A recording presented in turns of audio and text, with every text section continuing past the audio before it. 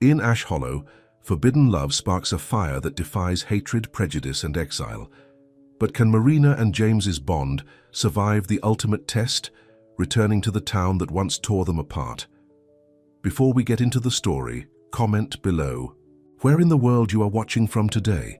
The summer sun was setting over Ash Hollow, painting the sky with streaks of orange and red. Marina Two Rivers wiped the sweat from her brow as she finished her shift at the general store. Her dark hair was tied back in a simple braid, and her cotton dress was worn but clean. At 24, she carried herself with quiet dignity, despite the sideways glances she received from the townsfolk. "That'll be all for today, Marina," Mr. Peterson said, counting out her weekly wages. "You did good work." "Thank you, sir," she replied, accepting the money and tucking it into her pocket. As she stepped out onto the wooden sidewalk, Marina took a deep breath. Ash Hollow was a town of contradictions. The storefronts were neat and polished, the church bell rang promptly every Sunday, and folks smiled and nodded during daylight hours. But beneath that veneer ran currents of prejudice as deep as the nearby creek. Marina was the daughter of Red Elk, a respected Lakota healer, and a white mother who had died when Marina was just 7.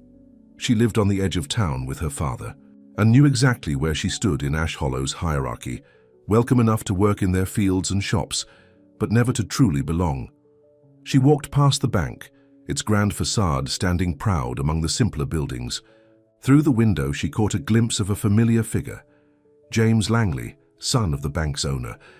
Her heart skipped a beat, and she quickly looked away, continuing her walk home. James had noticed her too. He excused himself from his conversation with a customer and moved to the window, watching as Marina walked away. At 26, James was everything the town expected him to be, well-dressed in his crisp white shirt and waistcoat, educated and poised to take over his father's business. Yet his eyes held a restlessness that few bothered to notice. "James, I need those ledgers before you leave," his father called from the office. "Yes, father," James replied, reluctantly turning away from the window. Later that evening, as the sky darkened, Marina sat on the porch of her father's modest home.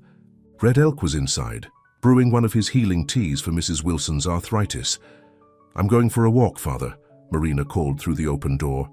Red Elk appeared in the doorway, his weathered face kind but concerned. "Don't go far. Night is coming." "Just to the creek," she assured him. "I'll be back before dark." The path to the creek was familiar to Marina.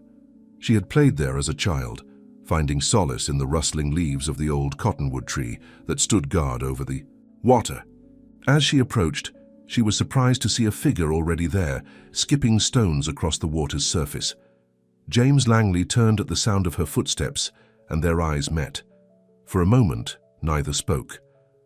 "Marina," he said finally, her name soft on his lips. "James," she replied, keeping her distance. "I didn't expect to see anyone here." He smiled slightly. "We used to meet here as children, remember? Before your father told you not to play with the half-breed girl," she finished for him, the old hurt evident in her voice. James winced. "I was wrong to listen to him." They stood in silence, the years between them filled with unspoken words and missed opportunities. As children, they had been friends, exploring the creek banks together and sharing secrets. But as they grew older, the town's expectations had pulled them apart. James was sent to school back east, and Marina had resigned herself to a life of quiet isolation. "I saw you at the store today," James said, taking a step closer. "And I saw you at the bank," she replied, not moving away. "Do you ever think about how things might have been different?" he asked, his voice low. Marina looked up at him, her dark eyes meeting his blue ones. "Different how, James? This town has no place for people like me.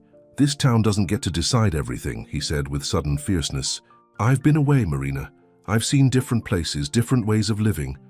And yet you came back," she pointed out. "I had to," he said. "My father, his health isn't good, and—" He hesitated. "I wanted to see you again." The sun was setting behind them now, casting long shadows across the grass. "We shouldn't be talking like this," Marina said, though she made no move to leave. Like what? Like two people who once cared for each other? James took another step closer. Marina, not a day went by when I was away that I didn't think of you. She shook her head. Don't say things like that. You're the banker's son. You're meant for someone like Abigail Winters or Sarah Thompson. I'm not meant for anyone but you, he said, reaching out to touch her cheek. I've known it since we were children. Before Marina could respond, James leaned down and pressed his lips to hers. The kiss was gentle at first, then deeper. Years of longing poured into a single moment. Marina found herself responding, her hands moving to his shoulders. When they finally broke apart, Marina's heart was racing. This was everything she had secretly dreamed of and everything she had feared. James, she whispered.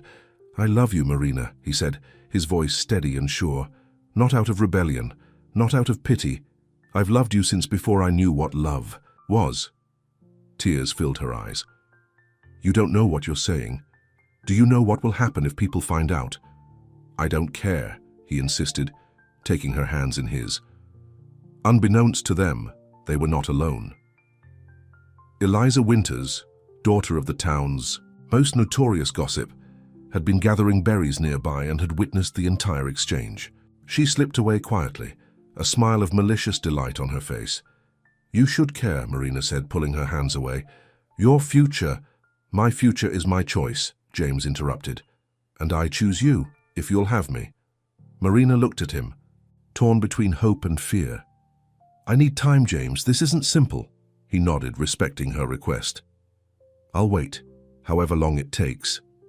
As they parted ways, neither realized that their lives would be forever changed by morning. The next day dawned bright and clear, but there was a strange tension in the air as Marina walked to work. People stared more openly than usual, whispering behind their hands.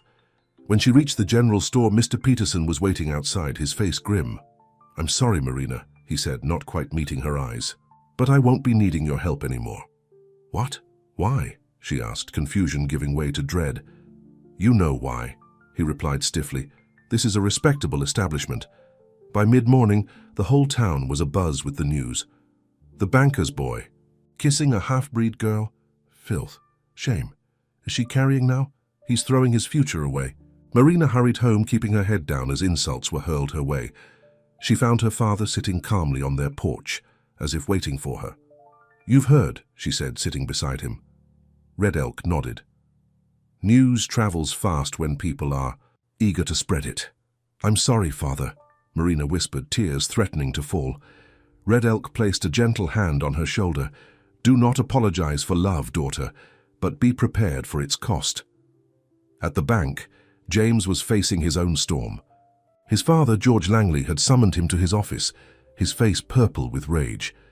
Is it true? He demanded as soon as James entered.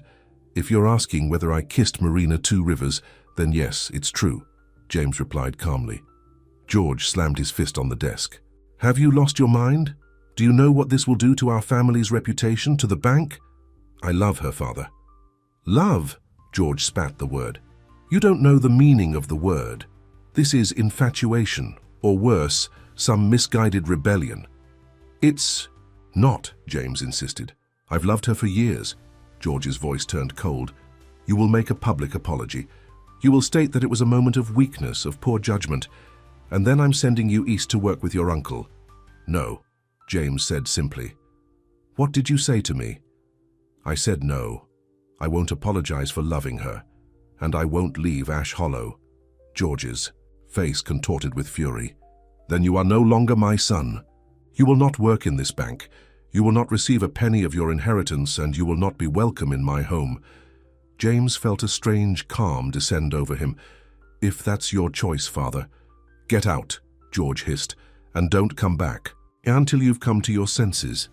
James walked out of the bank with his head held high, ignoring the stares and whispers that followed him. He headed straight for the Two Rivers home, determined to see Marina. But before he could reach their property, he was intercepted by three men, his cousins Thomas and William, and Owen Davis, a local troublemaker who had always harbored resentment toward the Langleys. Well, look who it is, Owen sneered. The Indian lover. Step aside, James said firmly. Not until we've taught you a lesson about respecting your family name, Thomas said, cracking his knuckles. What followed was brief, but brutal. James fought back, but he was outnumbered. By the time they left him, he was bloodied and bruised, his fine clothes torn and dirty. Still, he picked himself up and continued his journey. As the sun was setting, he finally reached the Two Rivers home. Marina was sitting on the porch, her face stained with tears. She gasped when she saw his condition. "James, what happened to you?" "A disagreement with my cousins," he said, attempting a smile despite his split lip. Marina rushed to help him up the steps. "Father," she called, "come quickly." Red Elk appeared, taking in the situation with one glance. He helped James inside and began treating his wounds with practiced hands. "Your father knows," Marina said softly as Red Elk worked. James nodded. "So does mine. He's disowned me." Marina's hand flew to her mouth. "James, no, I don't regret it," he said, wincing as Red Elk applied a stinging salve to his cuts. "I meant what I said yesterday, Marina. I love you." Red Elk finished his work in silence, then stepped back. "You need rest," he said to James. "I can't go home," James admitted. "You can stay here tonight," Red Elk said, surprising both of them. "Tomorrow we will talk." Later, as James slept on a makeshift bed near the fire, Marina and her father sat on the porch, speaking in low voices. "This will not be easy for either of you," Red Elk warned. "I know, Father," Marina replied. "Maybe it would be better if he went back to his family," apologized. "Is that what your heart tells you?" Marina was silent for a long moment. "No," she finally admitted. "My heart says to hold on to him and never let go. But I'm scared, Father. I've seen how this town treats people like me." "Fear is natural," Red Elk said, "but it should not rule your life." The next morning, James awoke feeling sore but determined. He found Marina in the kitchen preparing breakfast. "Your father?" he asked. "Gone to gather herbs," she replied, not meeting his eyes. "James, we need to talk about this." "I know," he said, sitting at the simple wooden table. "And I know what you're going to say, that it's impossible, that the town will never accept us, that I should go back to my family. Shouldn't you?" she asked, finally looking at him. "No," he said firmly. "Marina, I've spent my whole life doing what was expected of me, being who my father wanted me to be. But with you, I feel like I'm not lying anymore. I'm just me." Tears filled her eyes. "And what happens when you realize that being with me means losing everything else?" "I already have lost everything else," he pointed out. "And I'm still here." He stood and moved to her, taking her hands in his. "If you don't love me, tell me now and I'll go. But if there's any chance that you feel for me what I feel for you, then we'll face whatever comes together." Marina looked up at him, her heart pounding. "I do love you," she whispered. "I think I always have." James pulled her into his arms, holding her as if he'd never let go. Outside, the town of Ash Hollow continued its busy morning, unaware that, within a simple cabin on its outskirts, two hearts had decided to defy the world. Marina's uncle, Joseph, arrived later that day, his face thunderous. He had married a white woman years ago and had been trying to distance himself from his Lakota heritage ever since. "What have you done?" he demanded of Marina as soon as she opened the door. "The whole town is talking about you and the Langley boy." "Hello to you too, Uncle," Marina said dryly. Joseph pushed past her into the house, stopping short when he saw James sitting at the table with Red Elk. "So it's true," he said, his voice cold. "You've ruined yourself, girl, and for what? He'll tire of you soon enough and go back to his own kind." "That's enough," James said, standing. "You don't know anything about how I feel." Joseph laughed bitterly. "I know more than you think, boy. I know what it's like to be caught between two worlds, and I know that in the end blood tells." "Uncle, please," Marina said, stepping between them. "James and I are living in a fantasy," Joseph interrupted. "Wake up, Marina. You're not just ruining your own life, but your father's too. How do you think people will treat him now?" Red Elk, who had been silent until now, spoke. "I can fight my own battles, brother." "You've always been a fool, Red Elk," Joseph said dismissively. "Living out here, clinging to the old ways, raising your daughter to believe she could be more than what she is." "And what am I, Uncle?" Marina asked quietly. Joseph's face softened slightly. "You're my niece, and I care about you. That's why I'm telling you this is impossible. The town will never accept you together.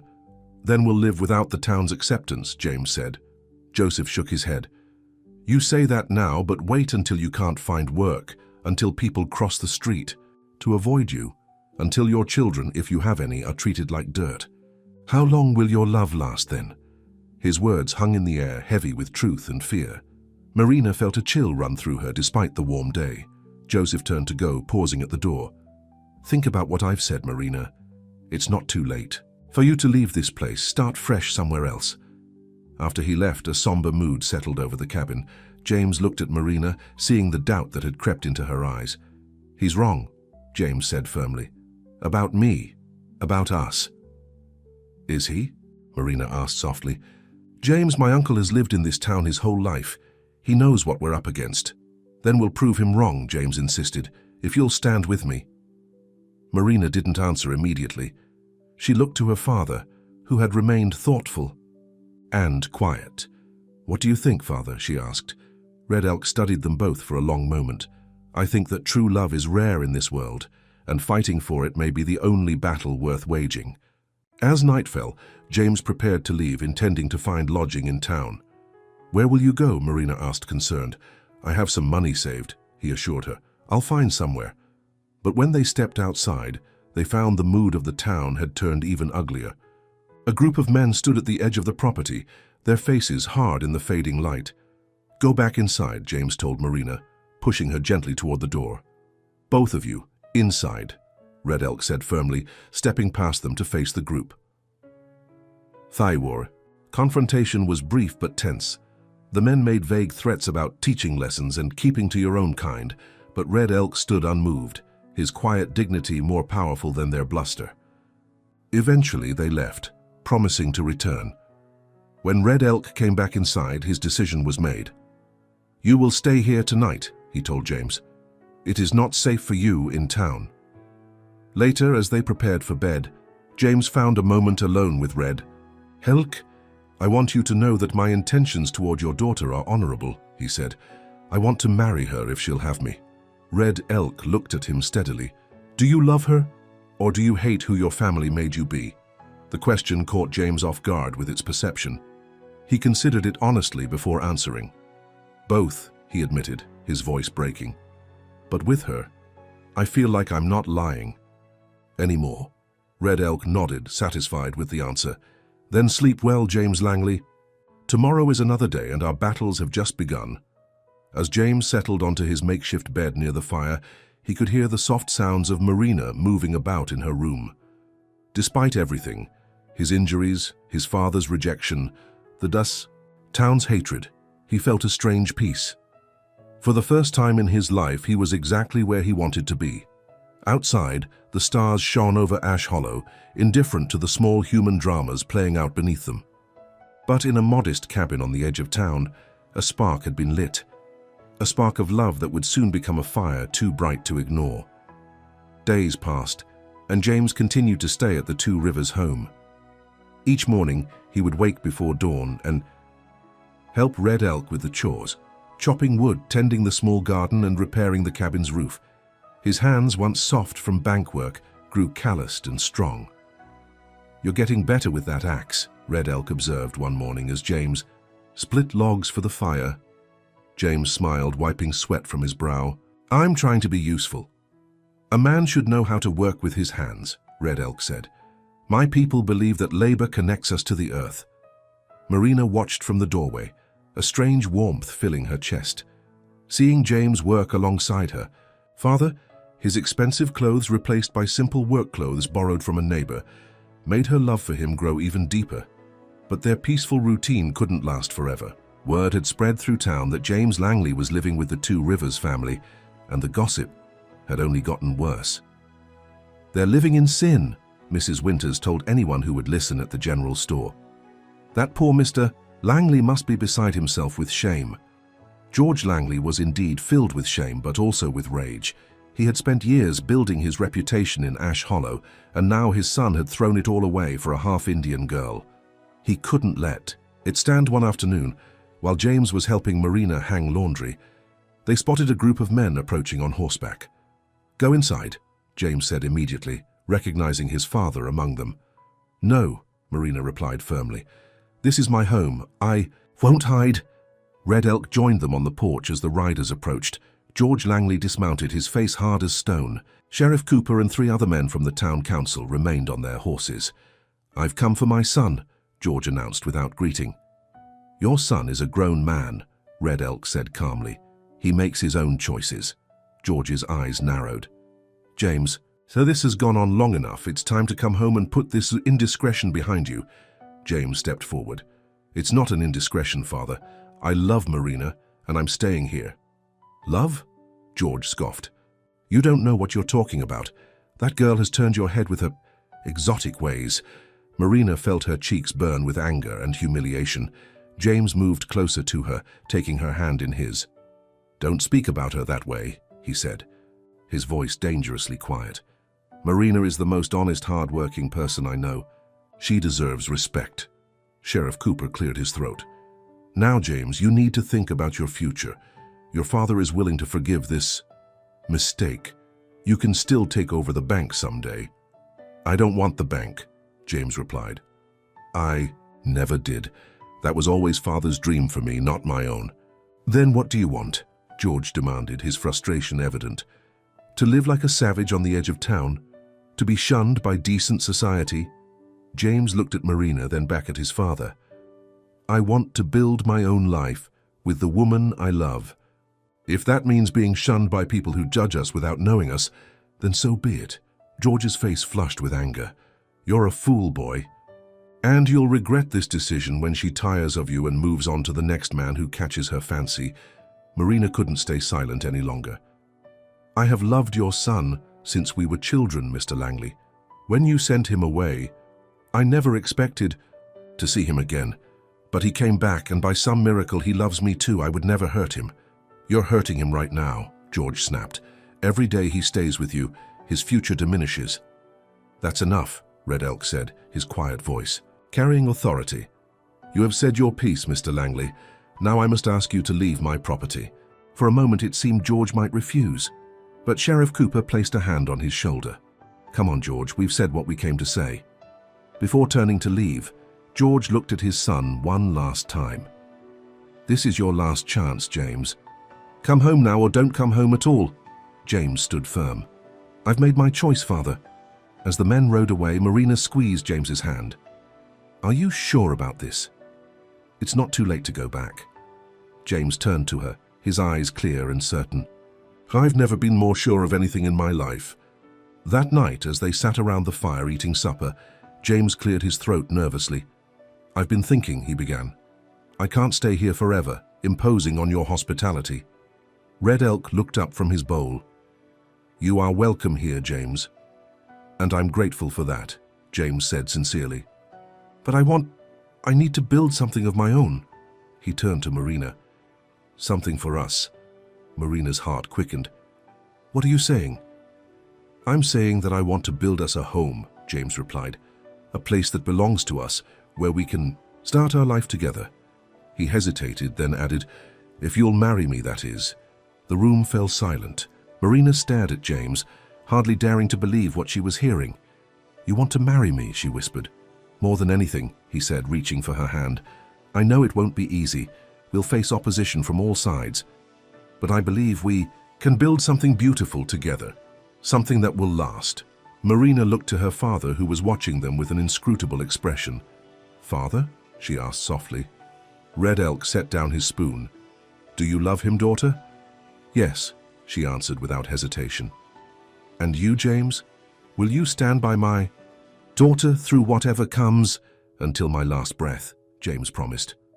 Red Elk nodded slowly. "Then you have my blessing." Marina's eyes filled with tears as she turned back to James. "Yes," she said, her voice thick with emotion. "Yes, I will marry you." James pulled her into his arms, holding her close as if she might disappear. Over her shoulder, he caught Red Elk's eye and mouthed a silent, "Thank you." The next day, James set out to find a piece of land they could call their own. He returned hours later, his face alight with excitement. "I found it," he told Marina, taking her hands. The perfect place for our home. Where? She asked, caught up in his enthusiasm. By the creek, he said, near the old cottonwood tree where we used to play as children, where we shared our first kiss.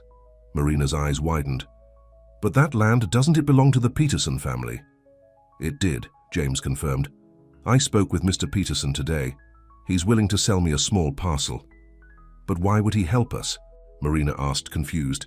He fired me because of the gossip. James looked slightly embarrassed. I may have reminded him about certain banking irregularities my father overlooked for him last year. Suddenly, he was much more willing to do business. With me, Marina laughed, surprised by this glimpse of James's shrewdness. You're more clever than I gave you credit for, James Langley. I'll use every advantage I have to build a life with you, he said seriously.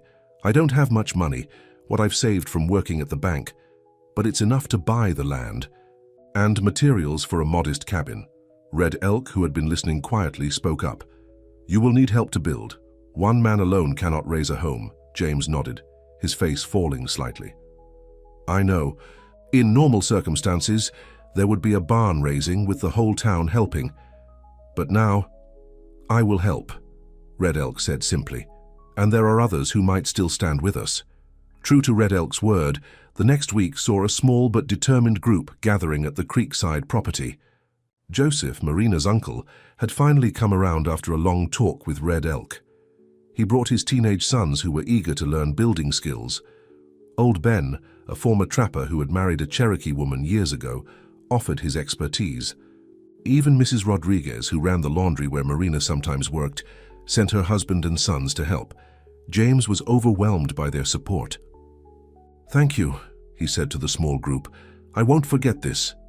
Work began immediately. Trees were felled, the ground was cleared, and the foundation was laid.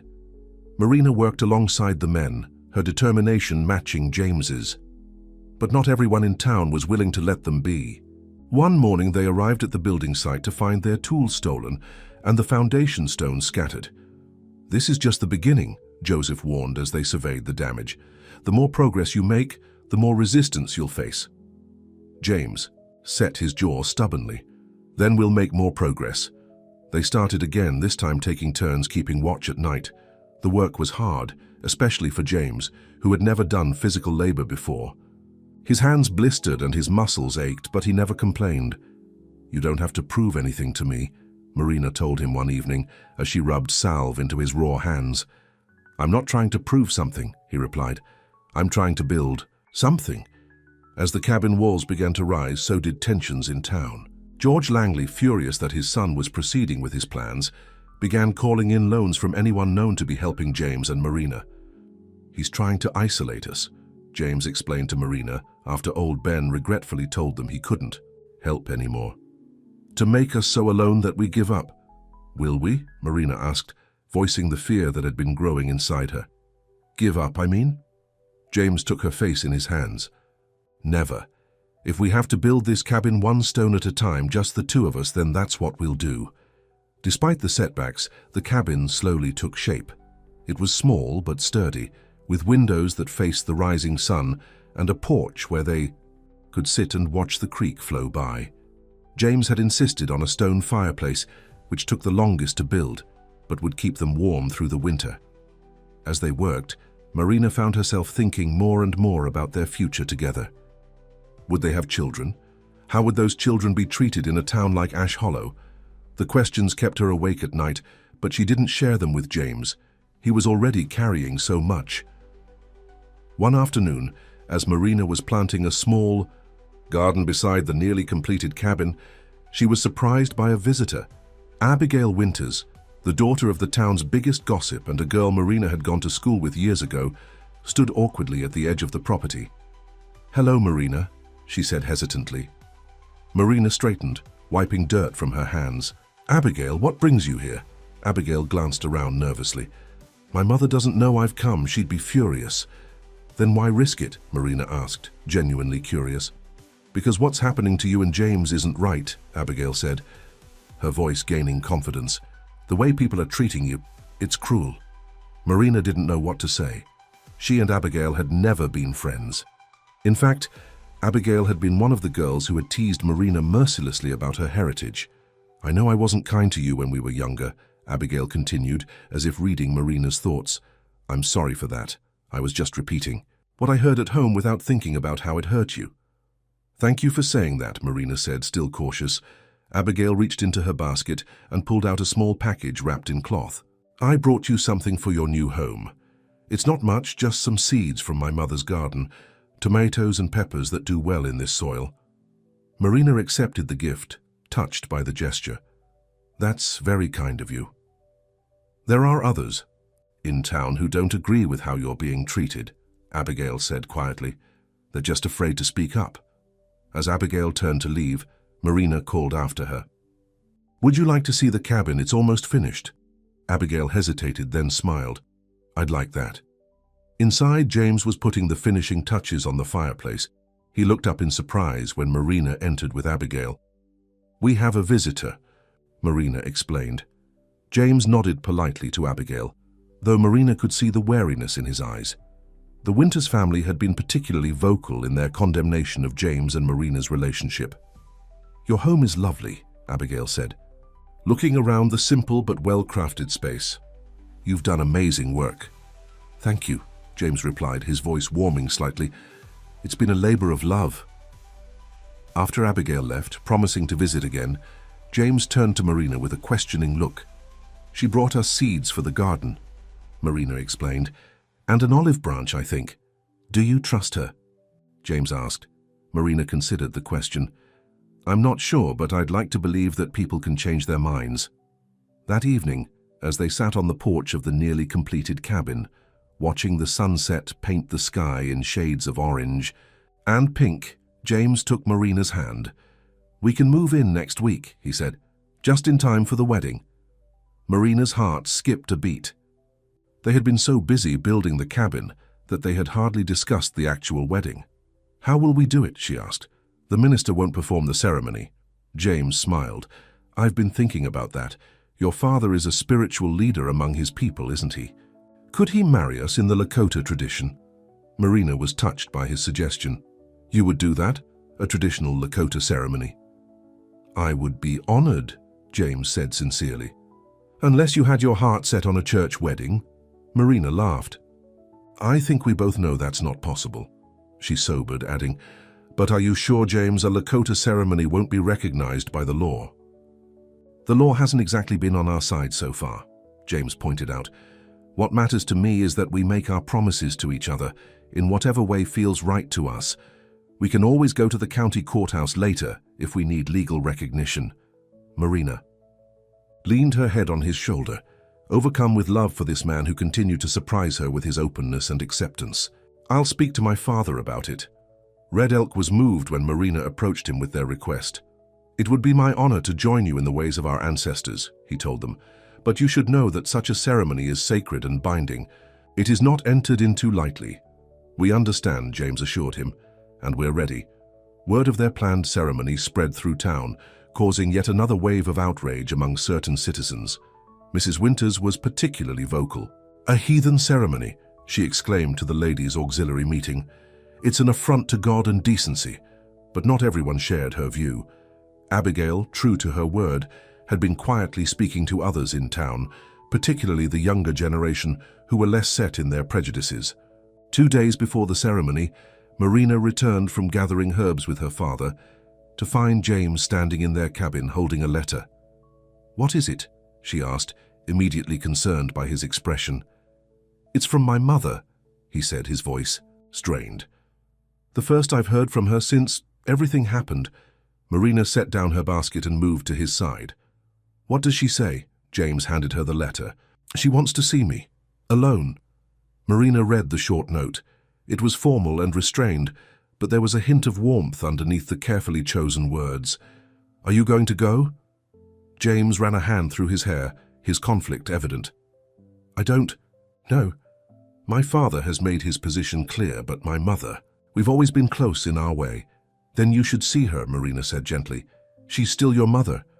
"What if it's a trick?" James worried. "What if my father put her up to this to try to separate us again?" "Do you really believe your mother would do that?" James was quiet for a moment, considering. No, he finally said, she wouldn't. She's always been kind, if somewhat controlled by my father. Then go, Marina encouraged him. Listen to what she has to say. The next morning, James rode into town for the first time in weeks. He had arranged to meet his mother at the small tea house run by Mrs. Lee, a Chinese immigrant who kept to herself, and was unlikely to gossip about their meeting. Elizabeth Langley was already seated when James arrived, her hands fidgeting nervously with her teacup. She looked up as the bell above the door announced his entrance, her face lighting up despite her obvious anxiety. "James," she said, rising to embrace him. "Let me look at you." She stepped back, taking in his sun-browned face and calloused hands. "You've changed." "In good ways, I hope," he replied. Taking a seat across from her, Elizabeth smiled sadly. "You look happy, despite everything." "I am happy, Mother. Happier than I've ever been." Mrs. Lee brought a second cup of tea, and for a moment they sat in uncomfortable silence. "Your father doesn't know I'm here," Elizabeth finally said. "He would be furious if he found out." "Then why risk it?" James asked, echoing Marina's question to Abigail. "Because you're my son," she said simply. "And I miss you." James felt a lump form in his throat. "I've missed you too." "Is it true?" Elizabeth asked hesitantly. "About the wedding?" James nodded. "The day after tomorrow. A traditional Lakota ceremony at our new home by the creek." Elizabeth's eyes widened. "You've built a home already?" "With my own hands," James said, unable to keep the pride from his voice. "Well, with help from Marina and her family, and a few others who were willing to stand with us. And this girl, Sir Marina, she makes you happy?" "She makes me feel whole," James said honestly. "With her I can be myself, not the person Father always wanted me to be." Elizabeth's eyes filled with tears. I wish things could be different, that your father could see what I see right now." "What do you see?" James asked softly. "A man," she replied. "Not the boy who left us, but a man who knows his own mind and heart." She reached across the table and took his hand. "I'm proud of you, James. It takes courage to choose your own path." James squeezed her hand, too moved to speak for a moment. Finally, he asked the question that had been on his mind since receiving her letter. "Will you come to the ceremony?" Elizabeth's face fell. I want to, James. But your father..." "I understand," James said, trying to hide his disappointment. "It was unfair of me to ask." "No," Elizabeth said firmly. "It wasn't unfair. A mother should be at her son's wedding." She straightened her shoulders. "I'll try, James. I can't promise, but I'll try." As they parted, Elizabeth pressed something into James's hand. "This was your grandmother's," she said. "I want Marina to have it." James opened his palm to find a simple gold band with a small pearl set in the center. "Mother, I can't take this. Father would notice it's missing." "Let me worry about your father," Elizabeth said with unexpected steel in her voice. "This ring should go to the woman you love." James hugged his mother tightly. "Thank you," he whispered. When he returned to the cabin, Marina was waiting anxiously. "How was it?" she asked as soon as he dismounted. James smiled, pulling her into his arms. "Better than I expected. She wants to come to the ceremony." Marina's eyes widened. "Will she?" "I don't know," James admitted. "She wants to, but my father..." He reached into his pocket and pulled out the ring. "She gave me this for you. It was my grandmother's." Marina gasped at the delicate ring. "James, I can't accept this. Your family has already lost so much because of me." "Because of us," James corrected gently. "And you're not taking anything. This is a gift, freely given. My mother wants you to have it." Tears filled Marina's eyes as James slipped the ring onto her finger. It fit perfectly, as if it had been made for her. That night, as Marina lay in bed at her father's house, her last night there before moving to the cabin with James after their ceremony, she found herself overwhelmed with emotion. Joy at the thought of becoming James's wife, anxiety about the future, and a deep abiding love that sometimes frightened her with its intensity. She thought of everything they had overcome already: the town's disapproval, James's disinheritance, the physical and emotional hardships of building their home. And yet, there was so much more ahead of them. Would their love be strong enough to weather whatever storms came their way?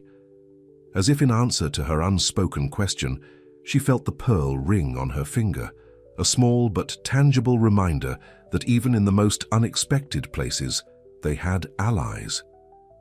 Perhaps in time others would come to accept them as well. Outside her window, the moon cast silver light over Ash Hollow. Tomorrow, she would become James's wife, joining their lives together in the ancient tradition of her father's people. And the day after that, they would begin their life together in the home they had built with their own hands. Whatever challenges lay ahead, they would face them together. That thought finally allowed Marina to drift into peaceful sleep, the pearl on her finger catching the moonlight like a tiny star, a promise of brighter days to come. The day of the ceremony dawned clear and bright, as if nature itself was blessing the union of James and Marina. Red Elk had risen before the sun to prepare, gathering sacred herbs and setting up the ceremonial space beside the creek, near the cottonwood tree where James and Marina had shared their first kiss. At the Two Rivers home, Marina sat still as her father's sister, Aunt Lily, helped her dress. Lily had traveled from the reservation when she heard about the wedding, bringing with her a special gift. "This was your mother's," Lily said, holding up a beautiful dress decorated with intricate beadwork. "She wore it when she married your father?" Marina gasped, tears filling her eyes. "I barely remember her," she whispered, touching the soft buckskin. "She would be proud of you," Lily assured her. "She loved your father very much, just as you loved James." As Marina slipped on the dress, she felt a connection to her mother that she hadn't experienced in years. The dress fit perfectly, as if it had been made for this day. "Beautiful," Lily said, stepping back to look at her niece. "Now let me do your hair."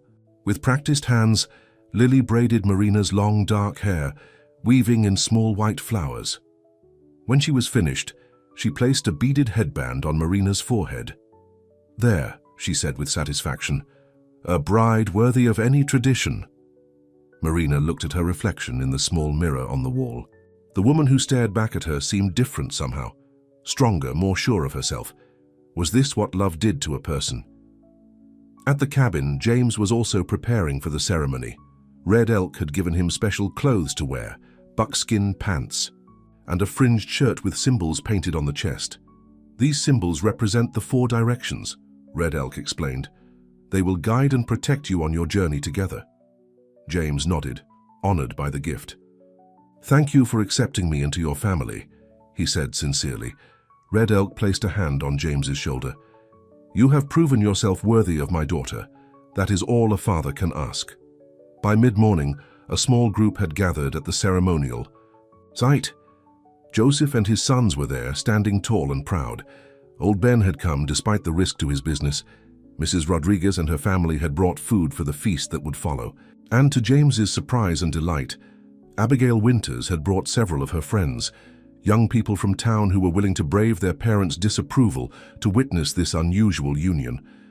James stood nervously by the ceremonial fire, waiting for his bride.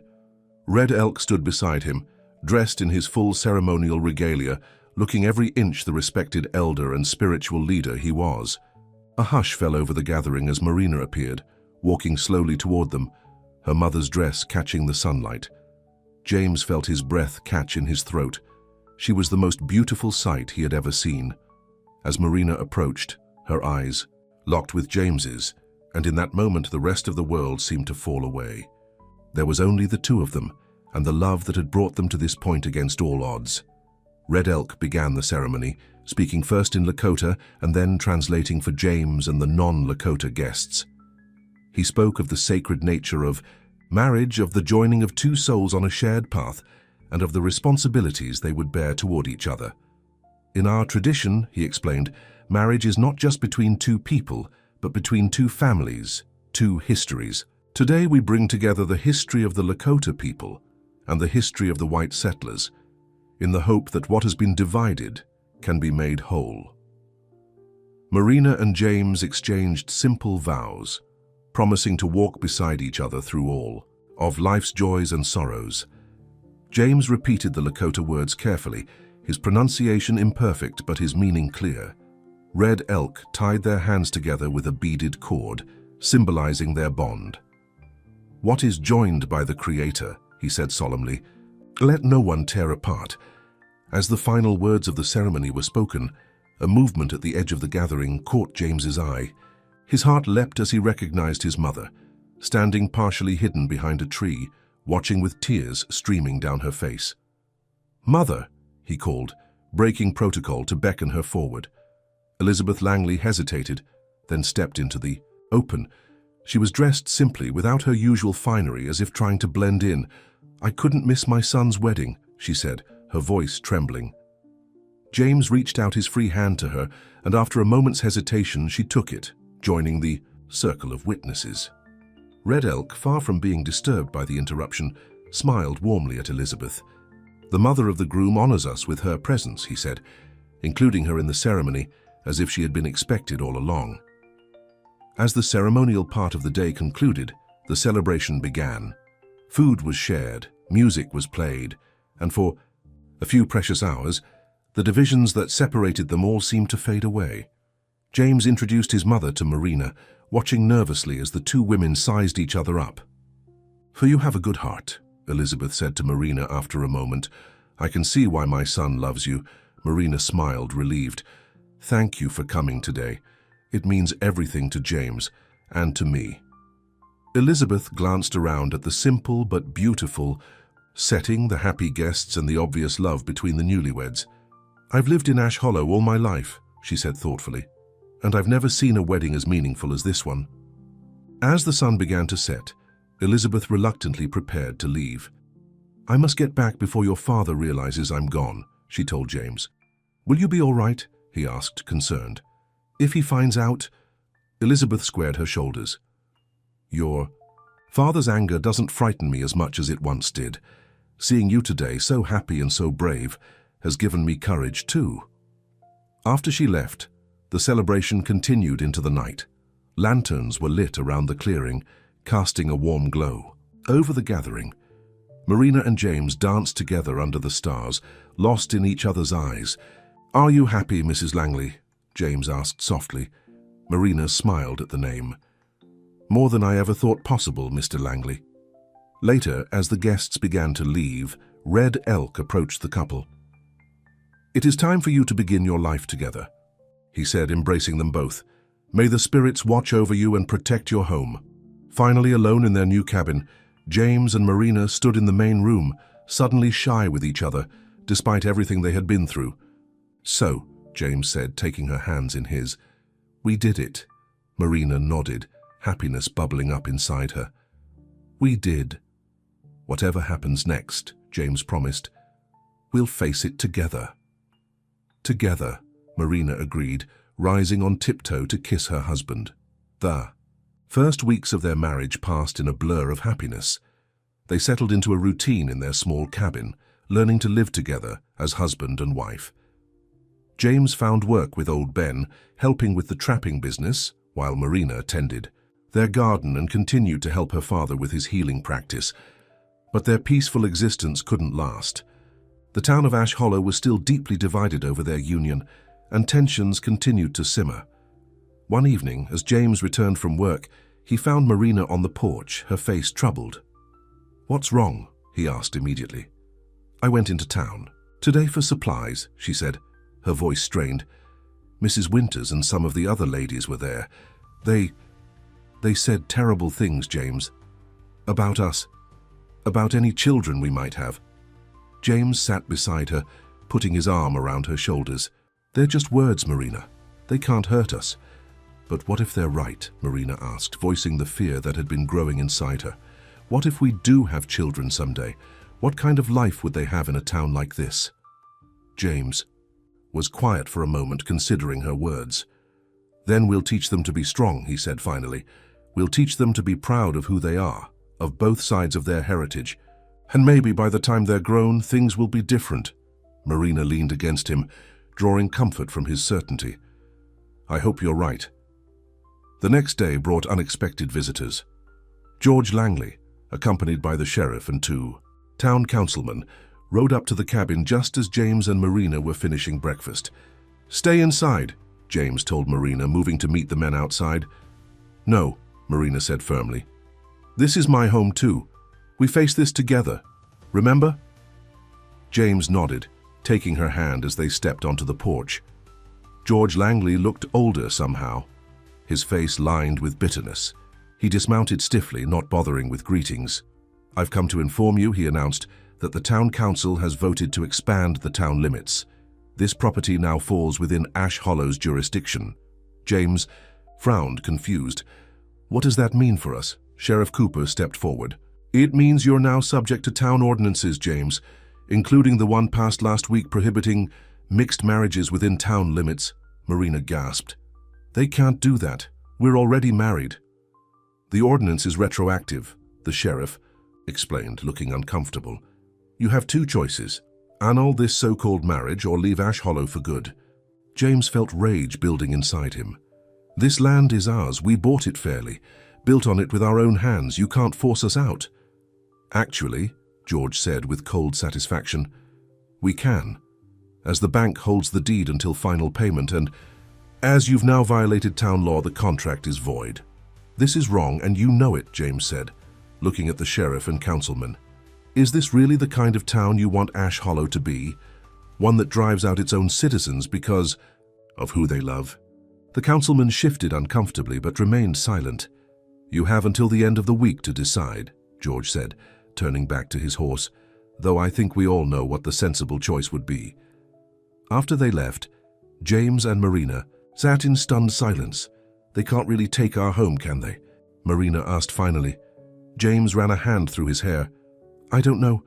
My father has a lot of influence in town, and if the council has already passed this ordinance, then we'll fight it," Marina said with sudden determination. "We'll go to the territorial court if we have to." James looked at her with admiration. "Yes, we will, but it could take months, even years, and in the meantime we stay," Marina insisted. "This is our home, James. We're not leaving." The news of the town council's decision spread quickly. By evening, Red Elk had arrived at the cabin, his face grave. "I have heard what happened," he said as James let him in. "This is a dark day for Ash Hollow." "What can we do, Father?" Marina asked. Red Elk sat at their table, his hands folded in front of him. "There are times for fighting and times for listening to the wind. Sometimes the strongest tree is the one that bends." "You think we should leave?" James asked, surprised. "I think you should consider all paths," Red Elk replied. "Staying and fighting has its cost, so does leaving." After Red Elk left, James and Marina talked long into the night, weighing their options. The idea of leaving the only home they had ever known was heartbreaking, but so was the thought of continuing to live surrounded by hatred and prejudice. "Maybe we could go to the city," James suggested. "Denver or Chicago, places where people are more accepting. Would we be happy there?" Marina wondered. "Away from the land, from my father?" James had no answer. They finally fell into troubled sleep, the question hanging over them like a storm cloud. The next morning brought another visitor. Elizabeth Langley knocked hesitantly at their door, looking over her shoulder as if afraid of being followed. "Mother," James said in surprise. "What are you doing here?" Elizabeth stepped inside quickly. "I had to come. What your father is doing. It's cruel, James. I've tried to talk to him, but he won't listen." "It's not just father," James pointed out. "The whole town council voted for this ordinance." Elizabeth shook her head. "Only because your father pressured them. He called in debts, made threats. He's determined to force you to choose between Marina and your home." Marina, who had been listening quietly, spoke up. "And what do you think we should do, Mrs. Langley?" Elizabeth looked at her daughter-in-law, her eyes sad. "I think you should be happy wherever that leads you. And I don't think you can be happy in Ash Hollow, not with things as they are." "So we should just give up?"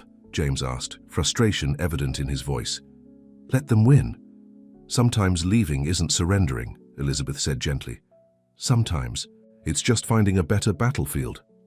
After she left, promising to help however she could, James paced the cabin restlessly. "What do you think?" he asked Marina finally.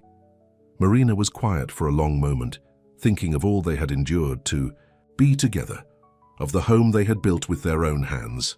"I think," she said slowly, "that home isn't just a place, it's where we're together."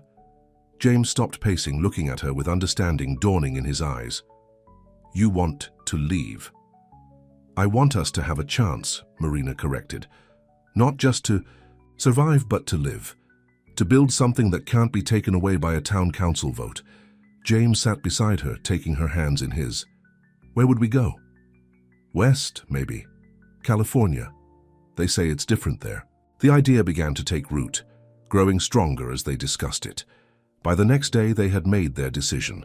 They would leave Ash Hollow, not in defeat, but in search of a place where their love could flourish without constantly being under siege. Word of their decision spread through town. Some, like Mrs. Winters, were openly triumphant. Others, like Abigail and her friends, were dismayed. "You can't let them drive you out," Abigail protested when she came to visit. "If you leave, nothing will ever change here." "Maybe not," Marina acknowledged. "But we need to think of our future, Abigail, of the family we hope to have someday." Abigail couldn't argue with that. She hugged Marina tightly before leaving. "I'll miss you," she said, tears in her eyes. "You've taught me so much about courage." Red Elk accepted their decision with quiet understanding. "The journey is sometimes more important than the destination," he told them. "You will carry Ash Hollow with you, both its beauty and its pain. And perhaps someday you will find your way back." "Will you come with us, Father?" Marina asked, though she already knew the answer. Red Elk shook his head. "My place is here. The people still need me, even those who fear what they do not understand." The hardest part was saying goodbye to the cabin they had built together. On their last night there, James and Marina sat on the porch watching the Ui Creek flow by, the cottonwood tree swaying gently in the evening breeze. "I'll always remember this place," Marina said softly. "Our first home." "We'll build another," James promised. "Even better than this one." The next morning, as they loaded their few possessions onto a wagon borrowed from old Ben, they were surprised to see a group of people approaching. Elizabeth Langley led the way, followed by Abigail, Mrs. Rodriguez and her family, Joseph and his sons, and several other townspeople who had shown them kindness. "We couldn't let you leave without saying goodbye," Elizabeth explained, embracing her son. One by one, they came forward with small gifts: food for the journey, a warm blanket, a letter of introduction to a cousin in California who might help them find work. "Not everyone in Ash Hollow agrees with what's happening," Abigail told them. "Remember that." As they prepared to depart, one final visitor arrived. George Langley rode up on his horse, his face a mask of cold satisfaction. "So you're actually leaving," he said to James, "running away with your wife." James faced his father squarely. "We're not running away, Father. We're moving towards something better." George scoffed. "You've thrown away everything for this infatuation. Your future, your family, your home." "No," James said firmly. "I've found my future, my family, and my home. They're right here." He took Marina's hand. "I'm sorry you can't see that." For a brief moment, something flickered in George's eyes. Regret, perhaps, or a glimmer of understanding. But it was quickly replaced by his usual coldness. "You're no son of mine," he said, turning his horse.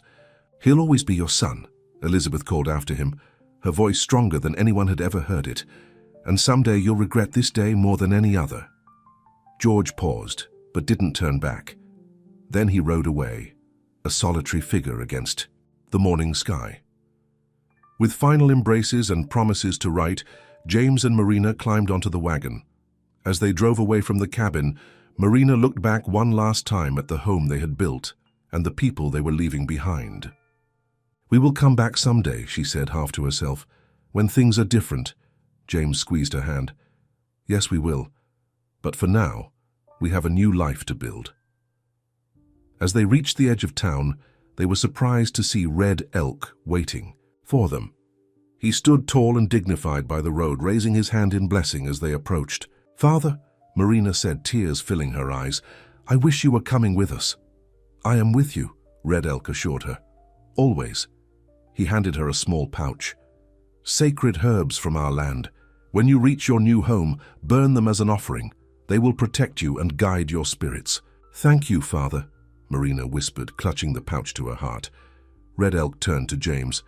"Take care of my daughter, James Langley, and let her take care of you. The path ahead is not easy, but you will walk it together." "I promise," James said solemnly.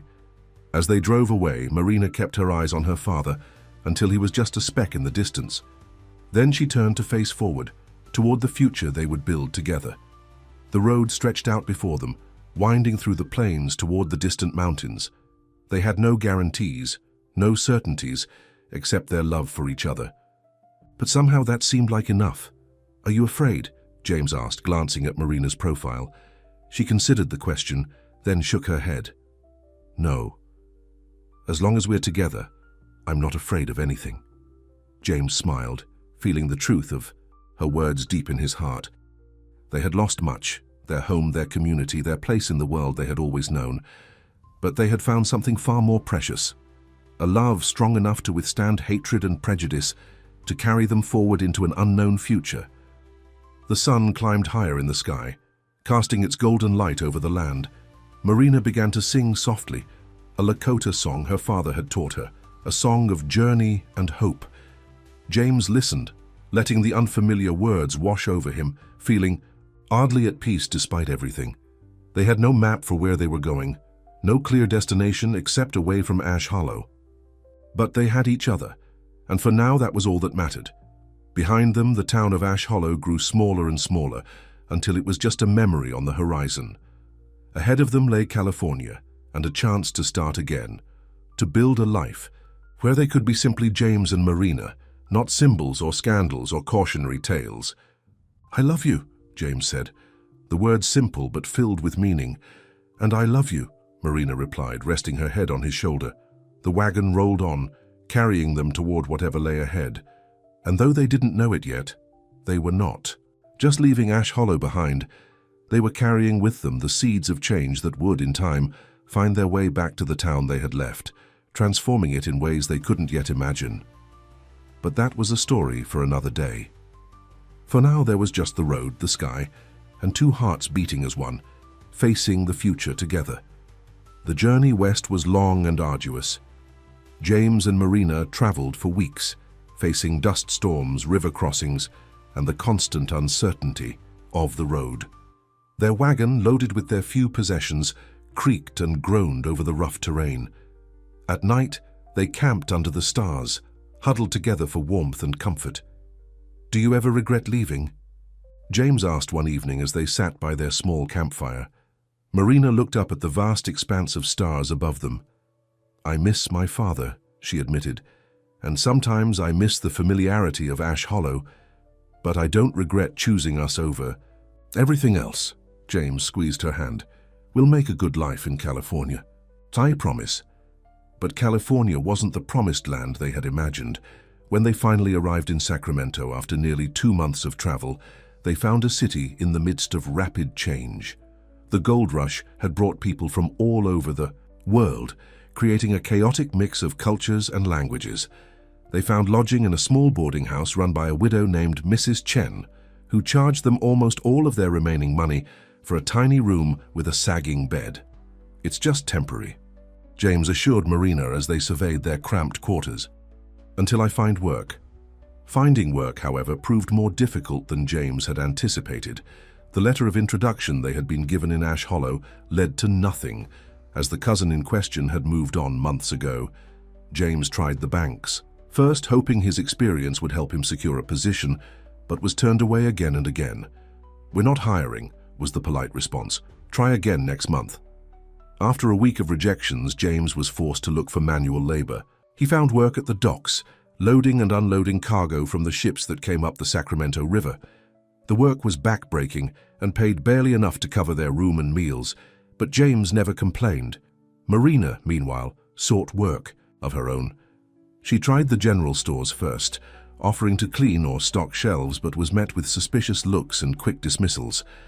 "I don't think it's just because we're strangers," she told James one night as they shared a simple meal in their room. "I think it's because of me, because of how I look." James frowned. I thought things would be different here. They are in some ways, Marina acknowledged. There are all kinds of people here, Chinese, Mexican, European, but there are still lines that aren't supposed to be crossed. Despite the disappointments, they persevered. James continued his work at the docks, coming home each night with aching muscles but determined optimism. Marina finally found employment with a seamstress, Mrs. Rosario, who had come from Mexico and cared more about Marina's skill with a needle than her heritage. Slowly, they began to build a life in Sacramento. They saved every penny they could, dreaming of having their own place again someday. On Sundays, their one day off together, they would walk along the river planning their future. We could save enough for a small plot of land outside the city, James suggested. Build another cabin, plant a garden. Marina smiled at the thought. Like our home by the creek. Better, James promised, because this time, no one will take it away from us. 3 months after their arrival in California, Marina discovered she was expecting a child. The news brought joy mixed with anxiety. A baby, James said in wonder, placing his hand gently on Marina's still flat stomach. Our baby. Are you happy? Marina asked, watching his face carefully. More than I can say, he assured her, but I wish we were more settled, had more security to offer our child. The pregnancy gave them new motivation to improve their circumstances. James took on extra work whenever he could, often working from dawn until well after dark. Marina continued her sewing, taking in additional mending work that she could do. In the evenings, their hard work began to pay off. By the time Marina was 5 months along, they had saved enough to rent a small house on the outskirts of town. It was nothing fancy, just 2 rooms and a lean-to kitchen, but it was their own space away from the prying eyes and cramped conditions of the boarding house. It's perfect, Marina declared as they moved in their few possessions. James looked around the humble dwelling, seeing it through her eyes. It's a start, he agreed. That night, Marina remembered the pouch of sacred herbs her father had given her when they left Ash Hollow. Following his instructions, she burned them as an offering, the sweet smoke filling their new home. For protection, she explained to James, and to connect us to the land we left behind. As the smoke curled upward, Marina felt a sense of peace she hadn't experienced since leaving her father's home. Somehow she knew everything would be all right. The next day brought an unexpected visitor. Mrs. Chen from the boarding house appeared at their door, holding a letter. This came for you, she explained. Just after you moved out. The letter bore the postmark of Ash Hollow. James and Marina exchanged glances as he accepted it, recognizing his mother's handwriting on the envelope.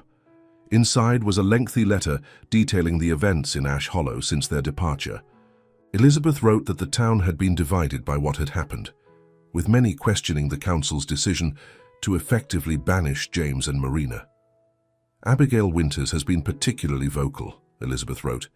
She and her friends have started a petition to repeal the ordinance against mixed marriages. They even convinced the new minister, Reverend Samuelson, to speak about Christian charity and acceptance in his sermons, which has caused quite a stir. But the most surprising news concerned George Langley. Your father has been ill, Elizabeth explained.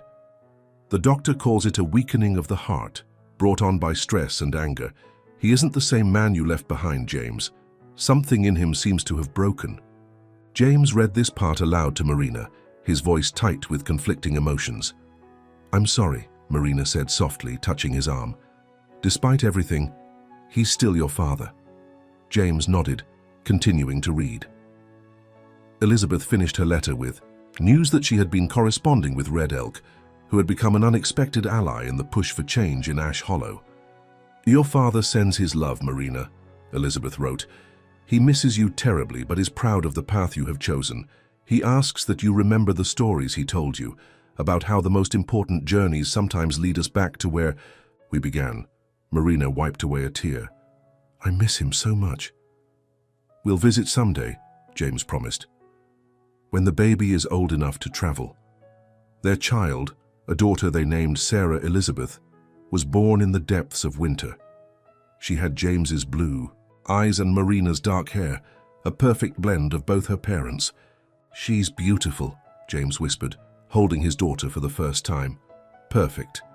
As Sarah grew, So did their little family's prospects. James had found better work with a shipping company, using his head for numbers to help manage their accounts.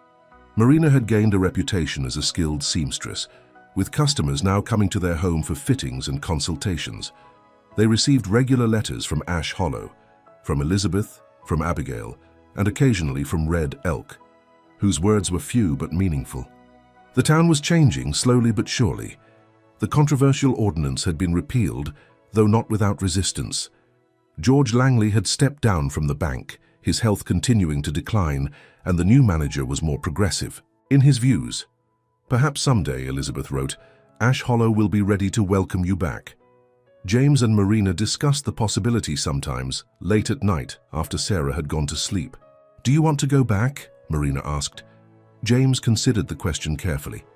I don't know, we've built a good life here. But there's something about the idea of returning, of coming full circle, of showing them that we made it, Marina added, that their hatred didn't destroy us. Sarah grew into a lively, curious child, with her father's determination and her mother's quiet strength. By the time she was 3, she was the center of their world, bringing joy to everyone she met. She doesn't know about the divide between her parents' backgrounds, Marina observed one day as they watched Sarah playing. To her, it's all just part of who she is. That's how it should be, James agreed. That's what we fought for. Then came the letter that changed everything. Elizabeth wrote with urgent news. George Langley was dying, his heart finally giving out after years of decline. He's asking for you, James, Elizabeth wrote. I don't know if it's my place to ask you to come after everything he did, but I believe he truly wants to make peace before the end. James read the letter multiple times, his emotions in turmoil. I don't know what to do, he admitted to Marina. After everything he did to us, to you. He's your father, Marina said gently, and he's dying. Can you live with yourself if you don't at least try to make peace? After much soul-searching, James made his decision. We'll go back, he told Marina. All of us. One last time, to face our past. The journey back to Ash Hollow was easier than their original westward trek. They traveled by train for much of the way, little Sarah delighted by the new experience. As they got closer to their old home, however, both James and Marina grew increasingly tense. It's strange, Marina said, as they rode in a rented wagon for the final leg of their journey. Everything looks the same, but I feel different, James nodded in understanding. We're not the same people who left here. Ash Hollow came into view just as the sun was setting, the buildings glowing golden in the fading light. It looked smaller somehow, less imposing than in their memories. They went directly to the Langley house where Elizabeth was waiting on the porch. She rushed to embrace them, tears streaming down her face. You came, she said, holding James tightly. Thank God you came. She then turned to Marina, embracing her with equal warmth. And this must be Sarah, she added, kneeling to greet her granddaughter. Sarah, usually shy with strangers, smiled at Elizabeth. Are you my grandmother? Yes, darling, Elizabeth said, her voice breaking. I am. Inside, the house was quiet and dimly lit. Elizabeth led them upstairs to the master bedroom, where George Langley lay propped up on pillows, his once robust frame now thin and frail. James, he called weakly as they entered. Is that you?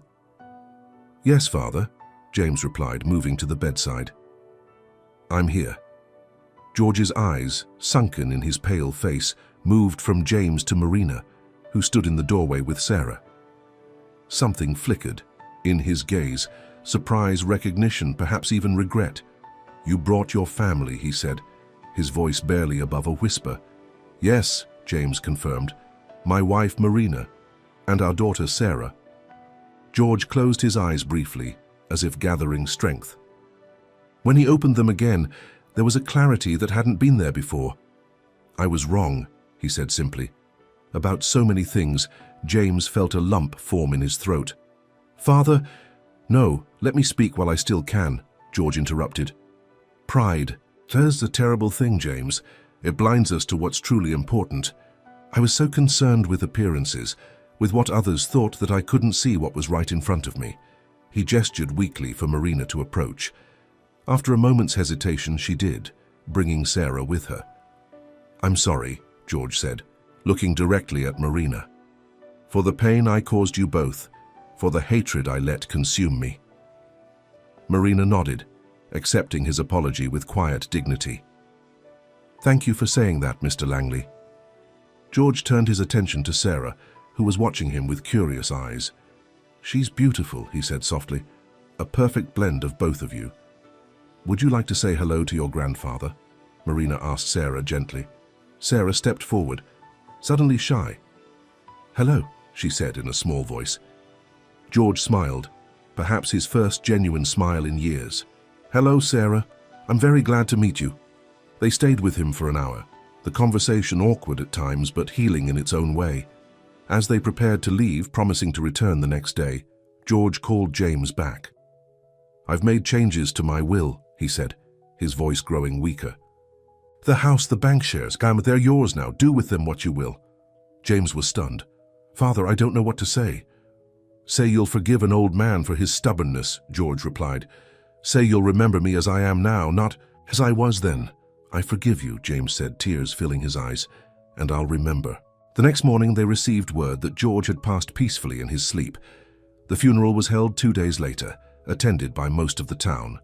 James, Marina, and Sarah stood with Elizabeth at the graveside, a family reunited through grief and forgiveness.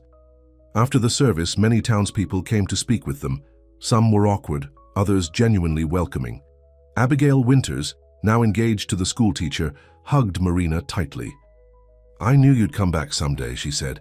"Things are different now, not perfect, but better." One of the most moving reunions was with Red Elk, who had come to pay his respects. When Sarah saw her grandfather for the first time, she ran to him without hesitation, as if recognizing a part of herself in him. "The circle is complete," Red Elk said, as he embraced his daughter and granddaughter.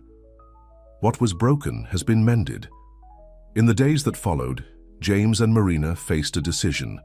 Elizabeth had made it clear that the Langley house was now theirs, if they wanted it. They could return to Ash Hollow permanently, take over the bank, reclaim their place in the town that had once rejected them. "What do you want to do?" James asked Marina as they walked along the creek, near the site of their old cabin. The foundation. Stones were still there, partially overgrown with wildflowers. Marina looked around at the familiar landscape, at the cottonwood tree where they had shared their first kiss, at the town visible in the distance. "I think," she said slowly, "that we should keep our home in California. It's where Sarah has grown up, where we've built our life together." James nodded, having come to the same conclusion. But maybe we could come back sometimes," Marina continued, "for visits, so Sarah can know both sides of her heritage, so she can know the place where her parents found each other." "A bridge between two worlds," James said, understanding. "Exactly." Marina smiled. "We can use your inheritance to help the town, to fund schools and hospitals, to make Ash Hollow the kind of place where no one has to choose between love and acceptance." The decision made, they spent their final days in Ash Hollow making arrangements. James met with the bank manager, setting up a foundation that would benefit the town for years to come. Marina visited with old friends and made new ones, finding that many doors that had once been closed to her were now open. On their last evening, they held a gathering at the Langley house. Elizabeth, who had decided to remain in the house as its caretaker until their next visit, had helped organize it. Red Elk was there along with Joseph and his family. Abigail came with her fiancé. Even Mrs. Winters attended, her former hostility softened by time and the undeniable evidence of James and Marina's happiness. As the evening wound down, James found himself standing on the porch with Red Elk, watching the sunset paint the sky, in shades of orange and red. "You have done well," Red Elk said, his voice carrying the wisdom of his years. "Both of you." "We've been lucky," James replied. Red Elk shook his head. "Not luck, courage. You chose love over fear, truth over comfort. That is why you have found peace." Inside, Marina was showing Sarah a beaded bracelet that had belonged to her mother. The little girl's eyes were wide with wonder as Marina explained the meaning of each symbol. "This is part of who you are," Marina told her daughter, "just as your father's family is part of you too. You carry both histories in your heart." "Will we come back again?" Sarah asked. "Yes," Marina promised. "This place is part of our story. We'll always come back." Later that night, after Sarah was asleep, James and Marina slipped out of the house. By unspoken agreement, they walked to the creek, to the spot where their old cabin had stood. The moon was full, casting silver light over the familiar landscape. "Do you remember that first kiss?" James asked, taking Marina's hand. Marina smiled, the memories flooding back. "How could I forget? It changed everything." "It lit a fire," James said softly, "one that's still burning." He pulled her close, kissing her under the same cottonwood tree where they had first acknowledged their love years ago. The kiss was both an echo of the past and a promise for the future, a reminder of how far they had come and how much they had overcome. As they walked back to the house, hand in hand under the starlit sky, Marina felt a sense of completion. They had left Ash Hollow as exiles, forced out by hatred and prejudice. They were leaving now by choice, having helped transform the town into a place where love like theirs might someday be accepted without question. "We did it," she said, squeezing James's hand. "We showed them that love is stronger than hate." James nodded, his heart full. "And we'll keep showing them every time we come back."